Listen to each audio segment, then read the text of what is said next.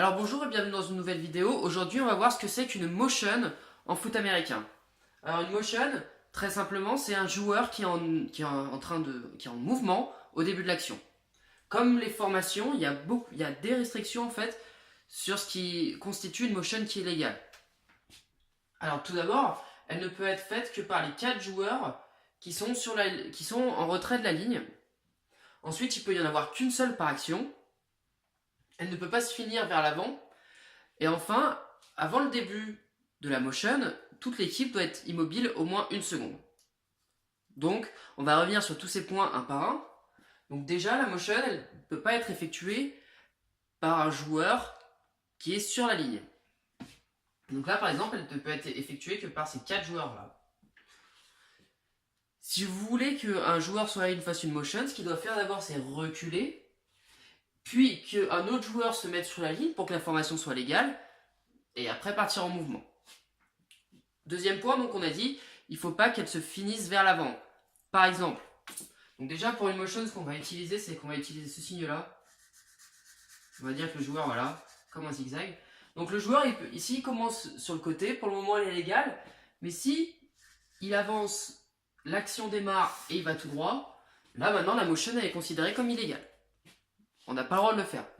Maintenant, ce qui est important, c'est de se dire qu'elle doit finir vers l'avant. Par exemple, si lui il se dépasse sur le côté, qu'il avance, puis qu'il se redépasse sur le côté, et qu'il part au début de l'action, la motion, là maintenant, elle est légale.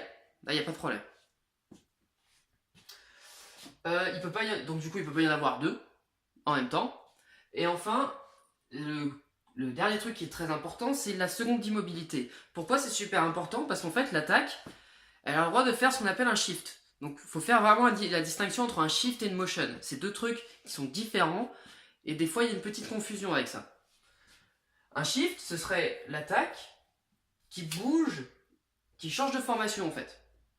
Donc ils se mettent en place comme ça, puis ils changent de formation. Et là, les 11 joueurs, ils peuvent changer de place comme ils veulent, à condition que la formation finale soit légale. Au début de l'action, il faut que la formation soit légale. Donc les 11 joueurs, ils peuvent bouger dans tous les sens. Tac, ils se mettent en place, ils attendent 1 seconde. Et ça constitue un shift et non pas une motion. Voilà. Ils sont immobiles pendant 1 seconde, c'est un shift. Maintenant, la motion, du coup, c'est quand le joueur est en mouvement à la fin de l'action. Donc quand on dit qu'on n'a pas le droit de faire 2 motions, vous pouvez avoir 2 joueurs qui bougent, mais ils doivent tous les 2 s'arrêter pendant 1 seconde, et après l'action peut démarrer. Ça, vous avez le droit. Ça, ce sera considéré comme un shift. Maintenant, vous n'avez pas le droit d'avoir 2 joueurs qui bougent, et l'action démarre. Mais aussi, du coup, vous n'avez pas le droit d'avoir 2 joueurs qui bougent, un joueur qui s'arrête pendant 1 seconde, l'autre qui continue et l'action démarre. Vous n'avez pas le droit parce que toute l'équipe n'a pas été immobilisée pendant 1 seconde. Donc il y a plusieurs restrictions autour de la motion et il faut bien les comprendre pour pouvoir les utiliser après. Voilà. Donc maintenant, ce qu'on va voir, c'est à quoi ça sert la motion. Parce que si on l'a inventé, c'est bien qu'il y ait une raison. Donc là, maintenant, on va voir. Alors, la toute première utilisation qu'on va voir, alors elle va être très simple, on va pas s'y attarder très longtemps. Ça va permettre de donner le ballon à un joueur qui est au départ pas situé pour. Par exemple, on peut imaginer que ce joueur-là, ce receveur, on peut faire une motion ici. L'action démarre quand il est ici, quand il prend la balle, il lui donne et puis il court sur le côté. Voilà. Donc la motion, voilà, elle peut être utilisée pour donner le ballon à un joueur. Ça, c'est très simple. Voilà. C'est très compréhensible du coup. Je suppose. Maintenant, deuxième utilité qui est peut-être un peu plus intéressante, maintenant ça va être pour le quarterback et sur une passe surtout. C'est en fait, ça va lui permettre de savoir en fait face à quelle défense il va avoir à faire. S'il va avoir affaire à une défense de zone ou une défense homme à homme. Pourquoi? Imaginons, on prend lui, on va juste continuer sa motion. Il va être ici. Mais en fait, il y a vraiment 2 cas de figure. Soit, si la défense est en homme à homme, c'est-à-dire que lui, par exemple, celui-là, il l'aurait en 1 contre 1. Et si le joueur part en motion ici, et ben ça veut dire que ce joueur, en fait, il va traverser tout le terrain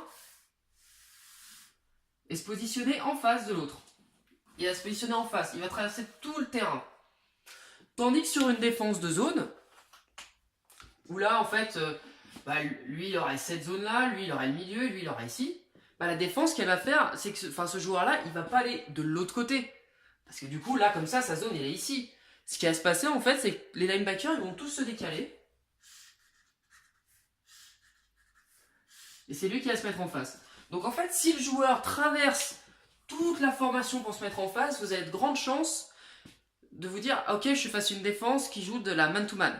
Maintenant, si la défense, elle effectue une rotation, alors, peu importe les joueurs qui font la rotation, là, c'est juste des linebackers, enfin, des joueurs de second rideau qui se décalent. Quand ça se passe, grande chance que vous ayez une défense contre la zone. Voilà.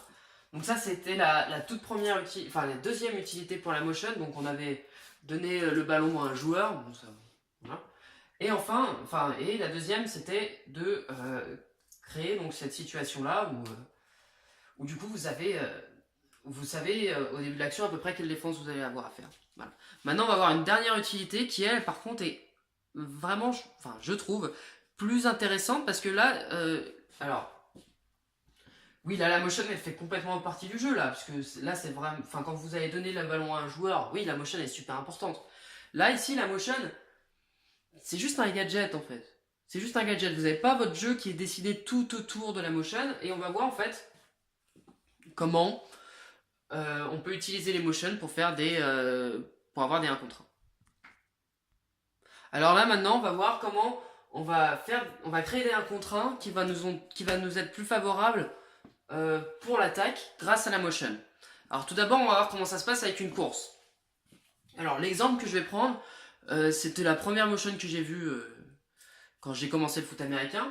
C'est ce qu'on appelle la crack motion, en fait. La crack motion, alors ce que c'est un crack, c'est quand on a un receveur qui vient en fait bloquer un défenseur dans son angle mort. C'est pour ça que souvent ça donne des choses assez spectaculaires. Mais bon, c'est la toute première qu'on va voir. Donc c'est la crack motion. Donc en fait ce qui va se passer, c'est que ce receveur là il va faire une motion. Quand il va arriver là, ce qu'il va faire, c'est qu'il va bloquer le defensive end qui est là. Enfin quand il est là, l'action démarre et on va bloquer ce defensive end. Donc maintenant qu'est-ce qui se passe? On a vu dans la vidéo sur la défense contre la course qu'en fait cette personne-là, elle est censée avoir la contain. Elle est censée garder l'extérieur. Sauf que là, elle peut pas le faire. Elle a un joueur qui le bloque. Donc en fait, comment ça se passe dans la défense? Eh ben, c'est plus la même personne maintenant qui garde la contain. Maintenant, ça va être ce défenseur-là. Parce que quand lui, il va bouger, lui, il va se décaler ici. Et maintenant, c'est lui qui a la contain. Donc après, qu'est-ce qui se passe pour l'attaque? Après, vous pouvez bloquer un peu comme vous voulez. Hein. Ça, c'est pas super important. Hein. Ça, à l'intérieur, vous bloquez comme vous voulez. Et par exemple, sur une action où le quarterback, en fait, il va se retourner et il va jeter la balle en arrière au running back. En fait, il va se retourner, hop, et il va l'acheter au running back qui va courir à l'extérieur. Et bah, sans la motion, en fait, le 1 contre 1, il aurait vraiment été entre le defensive end qui garde la contain et le running back. Et bah là, grâce à la motion, on a changé le 1 contre 1. Maintenant, c'est plus le defensive end contre le running back, c'est le cornerback contre le running back. Et pourquoi c'est bien? Parce qu'il faut juste regarder le profil des joueurs. Un defensive end, c'est un joueur qui est très athlétique, qui est assez rapide, mais surtout un très bon plaqueur. Le corner, c'est un joueur qui est avant tout rapide et qui, normalement, c'est un des moins bons plaqueurs sur le terrain. Normalement. Hein. À part si vous affrontez des corners qui sont super bons. D'ailleurs, ce jeu-là, il faut mieux le faire face à des corners qui sont pas... Si vous voyez qu'il y a un corner qui est pas très bon plaqué, autant utiliser un jeu comme ça. Et là, maintenant, votre running back, qui est un peu rapide, mais qui peut être aussi puissant, eh ben, il a un contre un mec qui... C'est pas son taf, en fait, de plaquer sur la course. Donc là, juste avec la motion, on a créé un contre 1 qui nous est favorable en attaque. Maintenant, on va faire la même chose sur une course. Alors, j'ai dessiné cette défense, on va faire contre la passe. J'ai dessiné une 43 face à une formation offensive qui est un peu spéciale parce qu'on n'a pas de receveur d'un côté, on en a deux de l'autre. Alors, pour ce qui est de la passe, créer des 1 contre 1, ça n'a d'intérêt que si la défense en face, c'est de l'homme à homme. Hein. Si c'est des zones, c'est pas comme ça qu'on va attaquer la zone. Mais en tout cas, créer des 1 contre 1 qui nous sont favorables, c'est un très bon moyen d'attaquer une défense qui joue beaucoup d'homme à homme. Donc par exemple, on est dans cette situation. Donc on répète, man to man. Alors,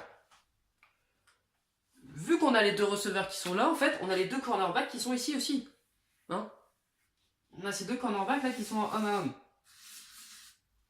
Donc ce qui fait que là, on n'a plus de cornerback de ce côté. Et ben, ce qu'on peut faire, si comme running back vous avez, si vous êtes en NFL et comme running back vous avez Le'Veon Bell, ou pour les plus anciens vous avez Marshall Faulk, qui sont des running backs qui sont très rapides et qui attrapent super bien la balle, très agiles avec les pieds, qui sont en fait presque des receveurs. Ben, ce que vous allez faire, c'est que vous allez prendre votre running back et vous allez faire une motion, comme on a vu tout à l'heure, hein, et il va se positionner à l'extérieur. Et là maintenant, qu'est-ce qui va se passer? Eh ben, vous allez peut-être vous retrouver du coup, enfin ce que vous espérez vous retrouver. Souvent ce qui se passe en fait quand vous allez avoir une défense en mode comme ça, ici votre première menace en fait, la défense pour lui, pour elle ça va être le tight end.